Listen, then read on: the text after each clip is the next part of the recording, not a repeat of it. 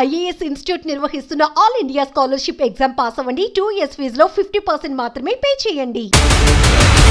ప్రాణం మనదే, కానీ మరణం మాత్రం మన చేతిలో ఉండదు. ఎప్పుడు ఎటు నుంచి మృత్యు ముంచుకొస్తుందో తెలియటం లేదు. జీవితం కోసం ఎన్నో కలలు కంటాం, కష్టపడతాం. పిల్లల భవిష్యత్తు కోసం అలుపెరగని పోరాటం చేస్తాం. కానీ క్షణాల్లో వచ్చిన మరణంతో నిమిషాల్లో జీవితం ఆగిపోతోంది. తాజాగా ఏపీలో అనంతపురం జిల్లాలో ఘోర రోడ్డు ప్రమాదంలో 8 మంది ప్రాణాలు పోయాయి. కష్టపడితే కాని పూట గడవదు. పొద్దున్న చద్దన్నం పట్టుకుని పనికి పోయి పొద్దుపోయాక ఇంటికొచ్చేవారే వారంతా. ఎన్నో ఏళ్ల నుంచి కష్టాన్ని నమ్ముకుంటూ బతుకుతున్నారు. పనికెళ్లడం రావడమే వారికి తెలుసు. ఉన్న దాంట్లో సంతోషాన్ని వెతుక్కుంటూ సాగిపోతున్న వారి జీవితం శనివారంతో అర్థాంతరంగా ఆగిపోయింది. రేపు పనికి పిలిచినా రావడానికి వారు ఈ లోకంలో లేరు. బస్సు రూపంలో తీసుకొచ్చిన మృత్యువు వారిని మింగేస్తుంది. అనంతపురం జిల్లాలోని పుట్టూరు మండలం ఎల్లుట్ల గ్రామానికి చెందిన కొంతమంది వ్యవసాయ కూలీలు ఆటోలో గార్ల తిన్నెలో పని కోసం వచ్చారు. అరటి తోటలో పనులు ముగించుకుని ఇంటికి తిరిగి వెళ్తున్న క్రమంలో ఆర్టీసీ బస్సు ఆటోను ఢీకొట్టింది.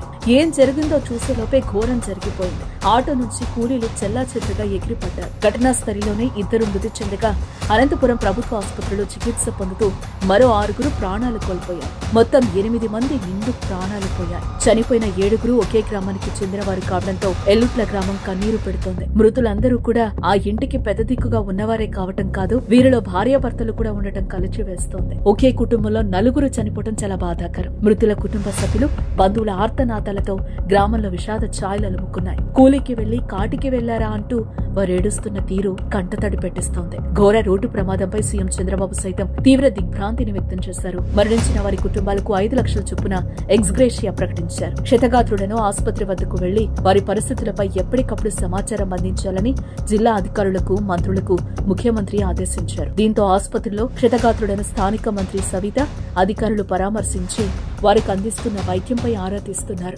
రోడ్డు ప్రమాదాల కారణంగా నిత్యం ఎన్నో కుటుంబాలు రోడ్డున పడుతున్నాయి. వాహనదారుల నిర్లక్ష్యం, అతివేగం కోలుకోలేని నష్టాన్ని చేస్తోంది.